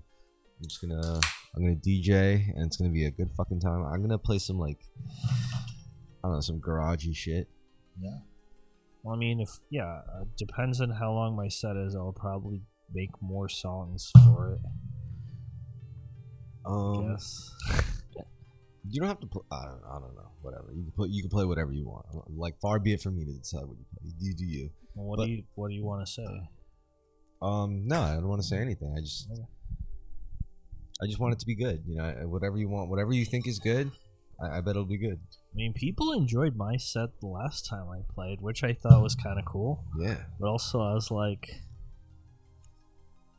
I always feel like I could do better, but I do see why it was like enjoyable. Like I think it actually sounded just like really nice. Yeah. But like, okay, I have a whole theory. I don't know if I told you this, but as far as I could tell, I feel like real hardware just sounds better than like songs from a laptop. And this like bothers me because I'm an electrical engineer and I'm like, there's no reason this should be the case. Right? Like, there's nothing that a laptop can't put out that, like, normal gear can put out. Like, there's no, like, magical, like, analog circuitry, whatever. But, in practice, it seems like just having real hardware just sounds better. I don't know why. I don't think so. Well, I have some ideas why. I think it has It's a placebo. No, I think it has to do with dynamic range and compression. Like a lot of DJ stuff is. Oh, you're right. Actually, there's more. Like, there's more dynamics when it comes to like spiking elements. Yeah. From, like, yeah, I could actually visualize it because when it's all like already neatly filed. Yeah, and mixed. Yeah, like it's like the range is constrained. It's like building a house. You could use like cutout houses, like prefabricated houses, and just get the parts packaged and it's there. Or you could literally build it from scratch, from the ground up, like to your design specifically. Which is even better, like resources given around your space, and it's going to look like its own thing. It's going to feel like its own thing. It's going to smell like its own thing. It's going to be its own thing. You're right. You know, I could see how like using atomized elements and putting them in conjunction together can make overall not necessarily a better or worse sound, but definitely a more nuanced and a more unique texture of sound. I mean, it could play all the same notes, it could play all the same chords, it could even play the same instruments and timbre, but the texture will be different. Well, yeah, I hate to say it, but like it just sounds, like, I don't say better, but it's like less flat and more like spiky. Dynamic. It's spiky. I view it as like you feel the spikes more, you know. Somehow it's less spiky though. Also, it's like soft and loud and nice at the same time. But I think also a lot of it has to do with the sound system. You know? Like, because like that spot was also playing off of like 2 8-inch speakers, and it was enclosed in concrete. Yeah, it was weird. Like, no, but the guy who like helped me set up, he also got it like to like a nice distortion also on the mixer. Yeah. And I don't know, it was just like, it was hitting, you know? Yeah. Like when you like hit like the bass, when you hit the kick, when you hit the keys, like the synth pads, it was just like you felt it, you know? Well, I guess we'll see. Maybe I'll bring out one of my live kits just to play like one like 2-minute bit. You know, like that'd be cool. Well, I'm not saying this will. I don't even know if it like translates to other people. I'm just saying like it happened to work in the setup that I was using. Yeah, I thought that was nice. I mean, to me, what's really exciting is like if I like, let's say I was DJing and I had a live kit, I had a live little piece of kit, and like if someone got on the mic like Bo, just sang a bit, that would be cool. Oh yeah, that would be cool. That would be the best. That's the kind of shit that I like when it comes to like performance elements and stuff. But I don't know, most of the time it's just a party, you know. It's not like a live, like a song, like a concert. It's literally just a party where I came into it with like a concert attitude, and I feel like that's what I got out of it. Yeah, but that was the party after Bochella. It wasn't Bochella. This is Bochella. You know, this is where people are gonna be there to get fucked up. No, what was the one I did? What the fuck was it called? I don't know. It was just it wasn't Bochella. It was like some other pun with Bo in it. Yeah. Oh yeah. Which I'm about. Another thing that we should do is do bike rides. Yeah, I'm down. Yeah, I love bike riding. Yeah. Do you like bike riding in Manhattan? No. No, why not? No. It's the best. It's fucking annoying. All you do is get passed by like electric bikes and like cut off by cars. No, you. All right, I gotta show you how to get down. Okay. It'll be fun. Okay, let's do it. It'll be lots of fun. But yeah, about the aside from that, do you have any closing statements that you'd like to make before we close off the episode? Like, do you have any more Fallout discussion? Fallout? All right. What can I say about Fallout? The show anyway, because I saw all 8 episodes. I don't want to spoil it for you. That's the problem. Well, what's your like overall takeaway? The overall takeaway is I think they did they put a lot of effort into sticking with the video game's canon. Yeah, that's true. They it seems like they tried really hard to stick with to try not to piss off the like faithful fans to the game series. But the truth of the matter is the video game story material is so dense and so it's like Star Wars. You know, there's in no way you can make some kind of like televised whatever version or adaptation, you know, and not somehow like betray the source material. Well, no, but that's fine as long as they try to respect it. I'd say. I mean, no, because they want it. They're ambitious about it. Clearly, they don't just want it to exist in spite of the video game story, like successfully. They want it to be an integral part of the overall, you know, universe, the metaverse, or whatever. Okay. So that's what I felt about the whole thing. You know, like, but do you think they made it like better or worse, or what? I mean, I think it just means they made a commitment. You know, they're saying like we're basically going to commit to making Fallout 5 follow to align with the events of this television show. That's basically what they're saying. Interesting. Because all the games are canonically connected, you know, like apparently. I don't know that. What? I don't know that. And the reason why like faithful Fallout fans are pissed off because they claim that, but apparently they did some like weird shit with like the narrative of New Vegas. I don't care. Well, I'm saying like exactly. You gotta still make a good show. You can't just be like, well, they said it was like this. So. Now you see the friction. Now you understand. Like they're making the claim that it's all faithful and whatever, and regardless of it's a good show and it's 100% faithful. But then the like New Vegas fans are like, oh wait, blah blah blah. But you know, like it's like at that point, it's like I said, it's like you put yourself in that place. So they gotta. Okay. I'm gonna make an argument that I think most stories just work better when you're not trying to stack like a canon on top of it. I think like the more stories you have in a canon, the less room you have to tell a story after a while, because like you're just gonna be contradicting some shit somewhere sometime, and it's like you just can't express yourself. You're just bound by like the rules of whatever television. No, like you're bound by the rules of all the previous things that came before. Yeah. Well, it's also, I mean, it's an RPG game for fuck's sake. Like it's a multi-ending mechanic for a reason. You know, you're like, sure. So how much of a yeah, exactly. Especially if you want to be the only way they could have made it where they don't piss off anybody is if they made it like so deep into the future where it's irrelevant or so close to like. No, but that's what I mean. Like I'm saying, if they want to set it in like the world of Fallout, there's like 6 games. It's like, yeah, you're never gonna be able to tell like a good story if you're just trying to respect all the freaking lore all the time. Exactly. But they try. I do think they should. I do think they should attempt to respect it.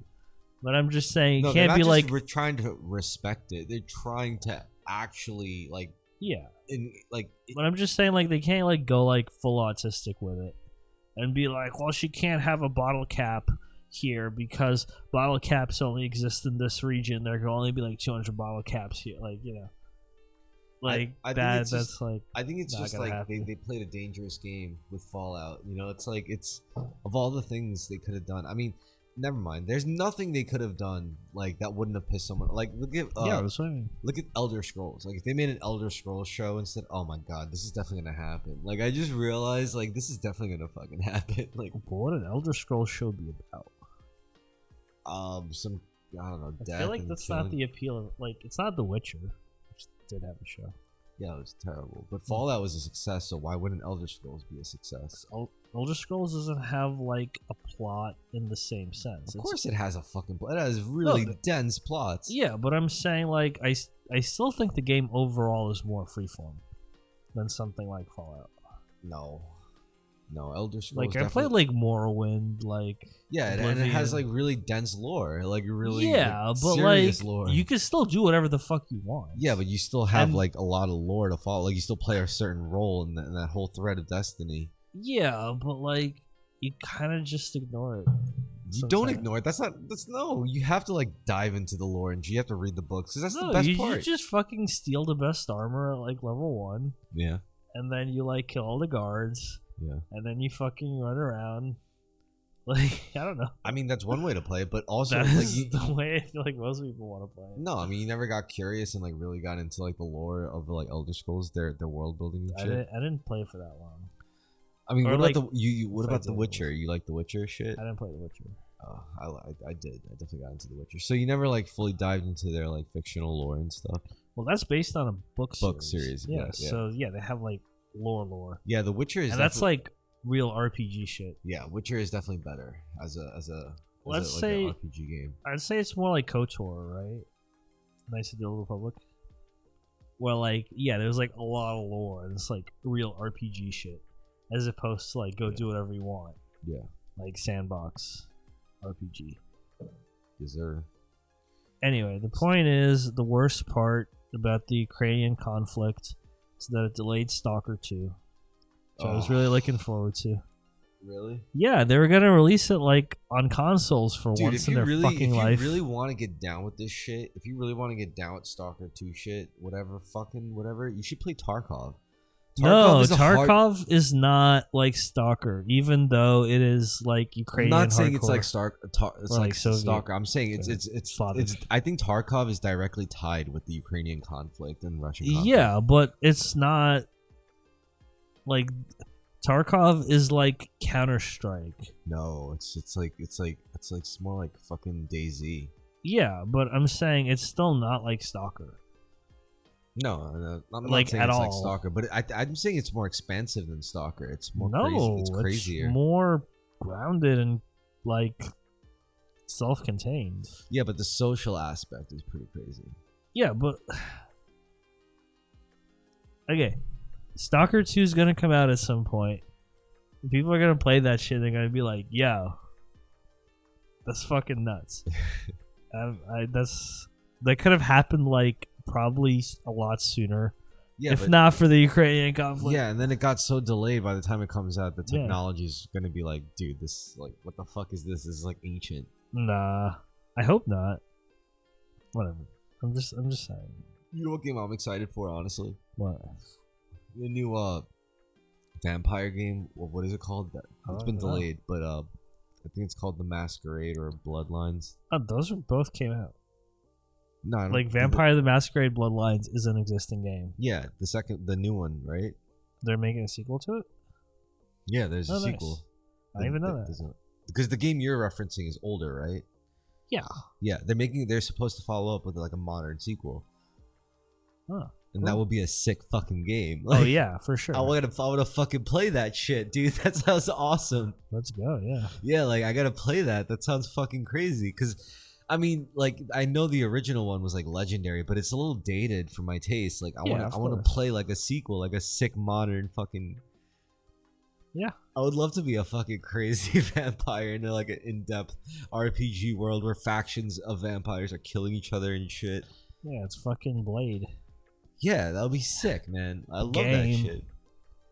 Fuck. Like a vampire. Yo, we seriously underestimate how sick vampire fiction, like especially in the realm of gaming, would actually be. In the realm of gaming, it's underestimated. In the realm of romance novels, it's overestimated. Definitely overestimated.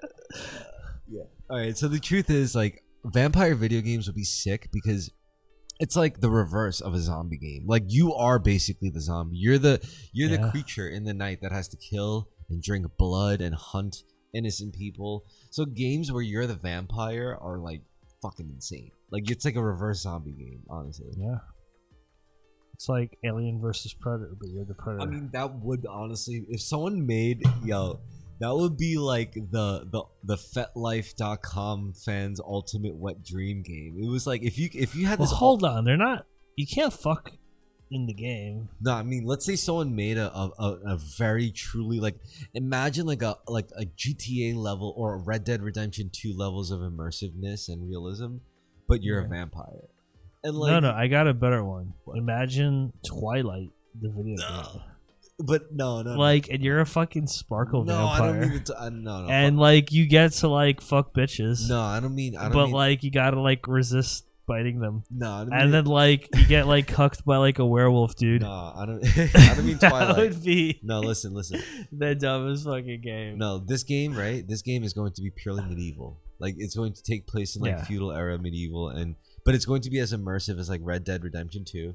And instead of guns, you use swords, whatever, and bows and arrows, and you go around, you do missions, and you gotta have a free roam sandbox element. Sure, yeah. You could fuck bitches, you could eat them, you could drink their blood, you could kill bad guys, innocent people, you could do the story, you could not do the story. You could suck their toes. You could suck their toes. Yeah, this would be a good game idea. Great game. This would be a good game.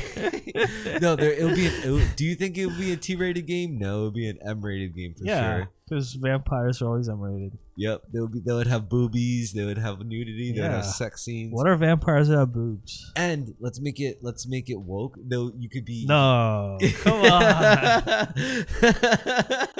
Oh no, actually, that is one thing I wanted to talk about for Fallout. Was it woke? It wasn't woke, but I will say there was a surprising amount of diversity for a post-apocalyptic society. You use the D word. I'm just saying. I'm like, I mean, I haven't watched that far, nor have I played the game. There's a lot of diversity for Americana culture. You know? I'm like, where are the white supremacist cults? Where are the black supremacist cults? Like, or factions, whatever. No, because ever since they split the atom, life was good for everyone, remember? Except for the fact I'm just saying, like, they gotta, like... No, what they did is they took the tensions from race to, like, commies, Sure. But, like, I still can't help but feel like... That's a trade-off, I guess. In practice, like... There'd be like racial discrimination for sure. Maybe what and they saying, just gloss the fuck over that Maybe what shit. they're saying is that's the real trade-off, and we're better off with racism instead of like with communism. I mean, I don't want either racism or communism personally, but yeah, I don't know. I'm like, why is every group diverse? Because they're corporate, they only care about one thing. No, I know why the meta aspect, but I'm just saying, like, how do you explain that in, like, the show's narrative aspect? Well, the narrative aspect, they're all corporations, right? No, but I'm saying, like, I don't know. I thought it was kind of, like, I would have, like, in my mind, like, Vault 33 could have just been, like, all white people, right? Yeah. It was, like, pretty diverse, actually. Yeah. And then, like... I don't know. I'm not saying it should have. I'm not saying it didn't make sense, but I'm just like, okay, when every group is diverse, at like least, that's a little strange. Like, you gotta have like one at least they didn't skimp racial on, supremacist. At least they didn't skimp on brutality. Yeah, but that's like the irony of modern American culture, right? Like, yeah, you can show like fucking gore and violence as long as everyone's diverse. Races are getting brutally murdered together. Yeah. as long as like the brown trans person can press the control the drone in the CIA, right? Yeah, and like bomb the terrorists. That's what I mean. Yeah. Yeah. As long as even like the LGBTQ can get it on like the terrorist killing action. Yeah. Which is ironic. I guess that's an example of irony for sure. Dramatic. Yeah, it kind of makes it all like a farce. Once you could put a finger on it, you're like, this is kind of fucking weird. And I wouldn't call it a farce. I just think it's like a little strange. Like, it doesn't ruin the show for me or anything. No, I mean, but we're talking about more than just a show. We're talking about like a whole paradigm in modern media. Yeah. But I mean, I would say like it was fine for this. Like, I'm not like butt mad about it. Yeah, you are. I'm not. I'm just saying, like, I would think there should be like a white or black supremacist like faction.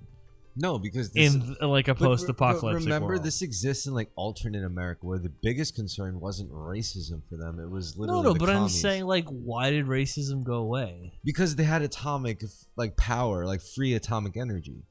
Like, look at the technology they had in the 50s. They had robots and shit. I don't think that would eliminate racism. I hate to say it, but I really don't. It did it. Well, apparently it would have. Wow. Okay. I mean, it didn't completely eliminate racism. Like, for example, they had like ghouls, and no one likes ghouls. Yeah, but that's because they're like.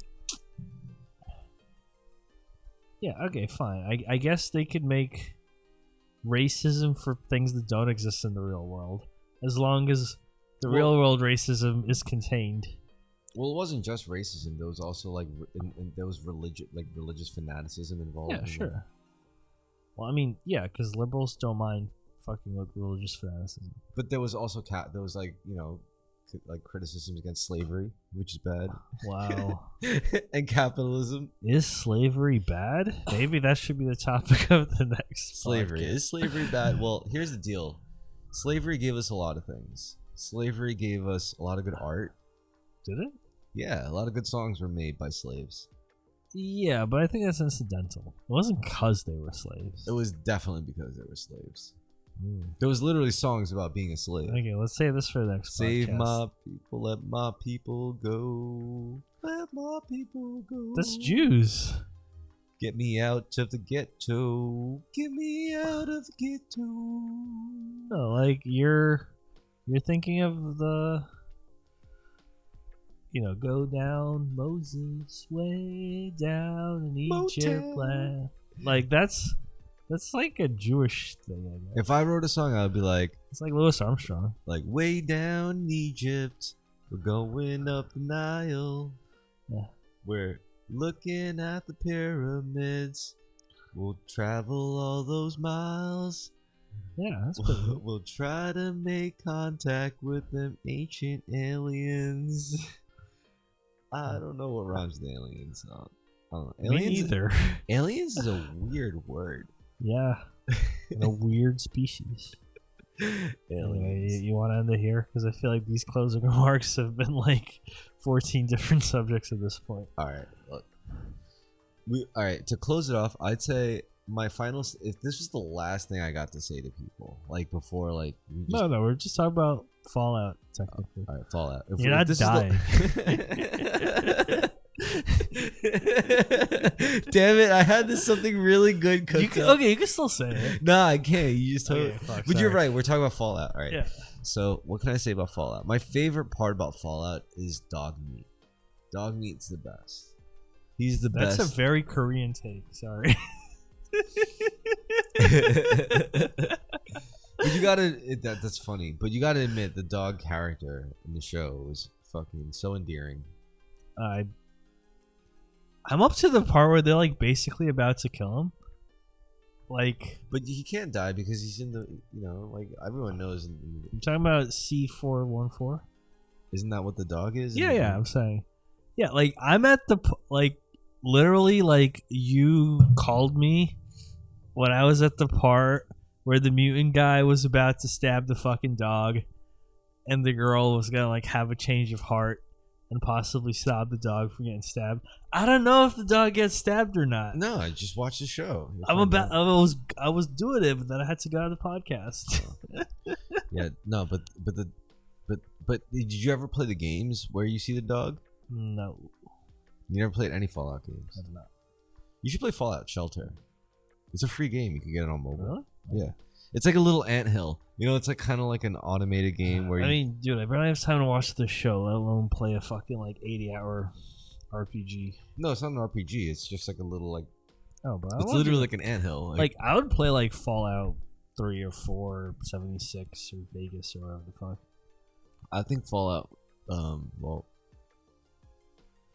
you probably have a high tolerance for like dated graphics, right? Yeah. Yeah, so you should play like Fallout New Vegas and Fallout 3, Fallout 2, Fallout 1 if you wanted. Like I don't know. I'm just saying it's the time commitment that hurts. Really, what? I mean, do you love video games? I used to. What do you think video games are art? Say that for the next podcast. All right, we could close it up. Fallout. All right, so what am I saying? What am I saying about the Fallout show? I love the Fallout show. I think the girl is so hot. It's pretty hot. Yeah. Yeah. I Can't hope say shit. I get to talk to her. I think she's got like a British accent, like in real life. I don't even know what her name is as like an actress. Yeah, but she's British or Australian really? or something. I guess yeah, Australian. She's like got that Cheerio accent. Hey, behave, Chris. No. No, it's not like that. Look, I'm just saying, you'll be chill. So you don't want to fuck with the guy with no nose? The ghoul. Yeah. He's like old too. Yeah. Well, I mean, that's the trade-off. You look like that, but you get to live to be like 300 years old or whatever. That's basically a vampire. Yo, I'm telling you, like a game like Red Dead Redemption 2 immersive, but like you're a vampire in like feudal times. That'll be fucking awesome. That'll be sick. That exists. It's going to have a sequel according to you. But that exists, and it's going to have a sequel according to you. Oh yeah, that game. But no, those games take place in like modern times. They have guns. You ever see the movie Underworld? Yeah. Those movies are sick, right? You like that shit? Yeah. I love that shit. That shit is fucking awesome. I mean, I don't like love it, but that was cool, yeah. Yeah, with the vampire chick with the guns. Yeah. You don't think that shit is awesome? It's like 90s awesome. I think it's better than Blade, to be honest. Ooh. That's a strong opinion. I mean, the reason why I didn't like Wesley Snipes' Blade was good, right? Yeah. Actually, it was legendary. It was better than Underworld, what am I saying? But anyway. Okay, that was easy. It would have been so much better, though, if they got in contact. They actually had in contact with, like, Wolverine or something. Like, it's a Marvel piece. You gotta treat it as such. It's marvelous. Okay, so my closing remarks are... I hope Stalker 2 comes out and is good, and people play it if they enjoy Fallout. There was a game that did take place in Russia. Several, yeah. There's Metro. No, the most recent one. What was it? I don't know. It was atomic. It was like very atomic themed. It was like Russian Fallout almost, but story driven. Ruski Fallout. What was it fucking called? No, there's a game. Fucking. You know what I'm talking about, right? Izbambili. No, it's like a FPS. It takes place in Russia. Sounds like Metro. 2033 or some shit. Nah, it took place. It was all about like oh fuck. I know. I'm gonna find it. I'm gonna figure this out, and then I'll get back to you. As a Ukrainian, I want you to play Stalker 2. Yeah. And Stalker 1. Atomic Heart. That's what the game is called. I never heard of that. Never heard of Atomic Heart? No. Yeah? I'm gonna do Russian accent for the rest of the podcast. No. Anyway. Very nice. Are you hungry? Yeah. Hungry? Yeah. Alright, you can't let me eat beef this time. I can't do this. Every time I hang out with you, I always end up eating like beef. Like, how the fuck does this happen? It's not my fault. I get roast beef stroganoff, borscht. What's your favorite Russian food? I don't like Russian food. What's your favorite Eastern European food? I don't like Eastern European food. What's your favorite Southern European food? Pizza.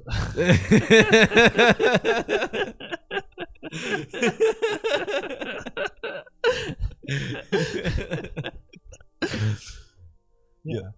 You want to hear something funny? You know, like when it comes to American food, you know, most of it's like German as fuck, right? I have had German food. It is not very good. No, I'm saying like it's not schnitzel. It's not giant pretzel. It's not sauerkraut. I'll save it for the next episode. All I'm saying, Okay. Americans are very Germanic. Germanic? Yeah. Germanic. They act like Germans more than they act like Brits. Disagree. Are you kidding? The way Americans eat and like pigs, and the way they act indignant when they feel slighted with their rights and stuff. That's very German. That's very British. No, it's very German. British people are more like, if you rise above your station, you got to be careful because then you get chopped down like a poppy tree. That's good. Nah, Germans are artistic as fuck. Exactly. Yeah, Americans are not autistic. Yes, Americans are very autistic. They can be, but not the general populace. Yes, the general populace. Sound like a fucking vampire. This is bullshit. I sound like Vampire, All the right, Masquerade What do we Bloodlines. eat, though? We could go to. We don't need this part on the podcast. Why? Who Why? cares? The podcast likes this stuff. Do they? No, but they like it anyway. Anyway, what are we gonna eat? Oh. Not White Castle. I don't want to do White Castle. Okay, that's all beef, yeah. We could do Mexican. I had the Mexican earlier. Okay. I'll do it again, though. I'll do it again. No, that's fucked up. You can't do Mexican. Hey, dva Mexican, davai. Davai. Hey, Mexican Davai. Mexican davai. Mexican again. Otra Mexican. Yeah, otra Hispanico, Latino. Yes. ¿Qué pasa?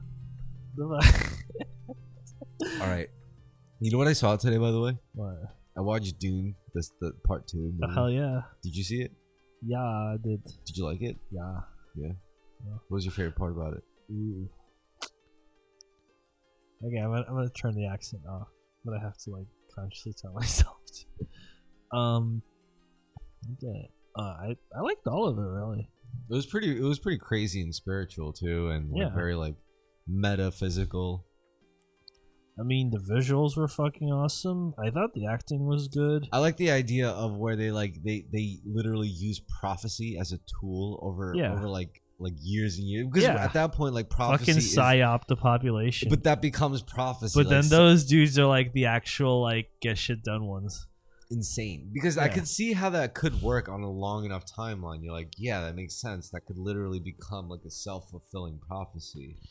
But okay, so that's actually an issue I had with Dune, right? Because on the one hand, yeah, they have like the mechanics of the self-fulfilling prophecy. On the other hand, they gain the power to literally like see through time. Not necessarily, it has caveats. And like, yeah, fine, but I'm just saying, like, I feel like it takes away from the self-fulfilling prophecy aspect. Does it? Yeah. How? Because if you're able to like tell the future, right, then like you can fulfill prophecies. The problem because in the lore there was deviations. Like Paul Atreides, for example, was supposed to be a female. Paul wasn't supposed to be a boy.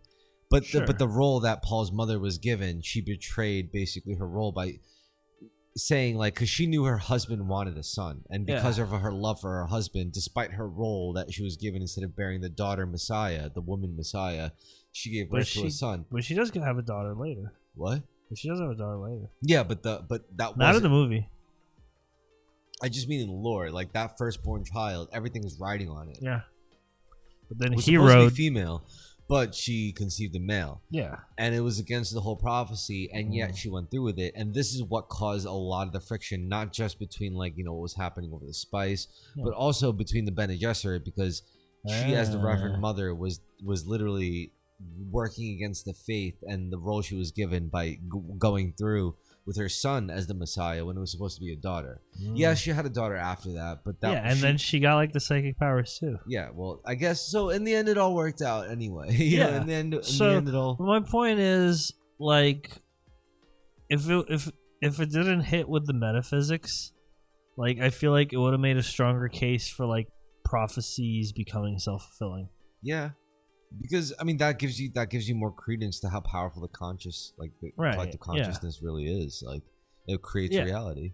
And there's a difference between like being like manipulated through physical means, and then what about manipulated through generations and generations of like eugenics and shit? No, but that's kind of what I'm saying. Like, it's one thing if like they were tricked into Paul being the Messiah. It's another thing if he actually gains like fucking prophetic powers over a span of like generations, and then like that's not like a trick. Like, no, that's literally a Messiah at that point. That's practically speaking. You call it I would call that metaphysical engineering of like of like a god, like human.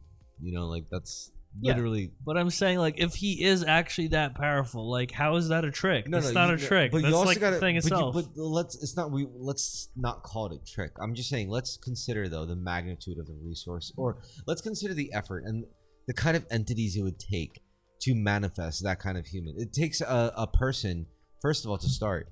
A person who could see beyond their own lifetime and beyond many lifetimes, and to be able to like try to like map that out across generations. No, but I'm saying like the typical issue with like arguments against prophecy, right, is that you have a group of people who believe that like a normal being is like, you know, all powerful and supernatural, and like, you know, is beyond that of a regular person. Yeah, Dune is a more interesting. No, I'm saying that's like normal. Like, you know, like if you're like Muslim and you believe in like the Ayatollah or whatever, right? Yeah. And you think he's like ordained by God, but like he's actually a normal person. Like, you've been tricked, right? If it's like the Ayatollah actually has but at the same fucking time supernatural powers, but at the then same like, time no, you haven't been tricked because it is kind of supernatural.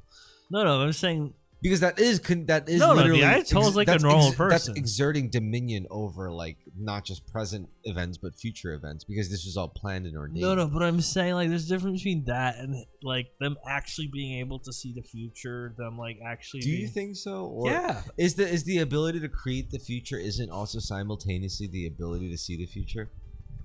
No. No, you don't think so? Not like that. Not like. Because then what's the difference? Like what? So you're saying then why the fuck do they need to drink the fucking sandworm water? Because that's just a part of the set of events that they. No, okay. So like, did they gain real powers from drinking the water? The blood of the sandworm. Yeah. Well, they knew the sandworm was infused with a lot of spice and. No. I'm saying is the spice like. All that stuff gives you real effects, right? The spice, yeah. But what are the real effects? Like future prediction. Okay, and what does the future prediction tell you? The same exact things you put into motion by will in the first place, except to give you a more prescient sense of it. But that's a big deal compared to someone who doesn't have it. Of course, but it was there. So, but it was there, though. So then, like, that person is actually more powerful, and it would make sense. But it still existed in nature before mankind tampered with it anyway, and because of the nature of what it was going to be used for what it was used for. Nature or not nature, it doesn't matter. The point is, there's a difference between having someone believe a normal person is more powerful, and like an actually more powerful person is more powerful. Like, it wouldn't be weird. Like, if a person had actual psychic powers to make him a leader. But he did have actual psychic powers. That's what I'm saying. So that's not weird. That's not a trick. He just is, like, more powerful than them. But he was created, though. It was that's fine. His power was It doesn't matter how you get there. What matters is that it's real. Yes. As opposed to, like, you know, modern like leaders who are just normal people and don't have any spiritual. I look at like Donald Trump's son, man. That kid's like 7 feet tall and he's like super smart and he's a gamer. Like, come on, that kid's gonna he's gonna be like, nah. He's like part Nephilim for sure. Nah. No, because generally speaking, the children of famous people don't go that far. Nah, he's not just a child of a famous person. He's ordained for something, I think. Okay. I guess we'll find out soon enough, right? Yeah, I feel like we've been ending this podcast for like 40 minutes. Anyway, good night, everybody. Yeah, peace. You guys have been so awesome.